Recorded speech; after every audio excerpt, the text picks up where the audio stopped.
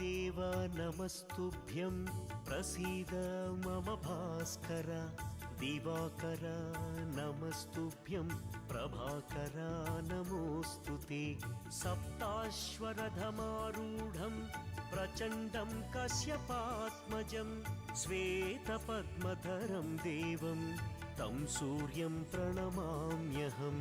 लोहितं रथमारूढं सर्वलोकपितामहं महापापहरं देवं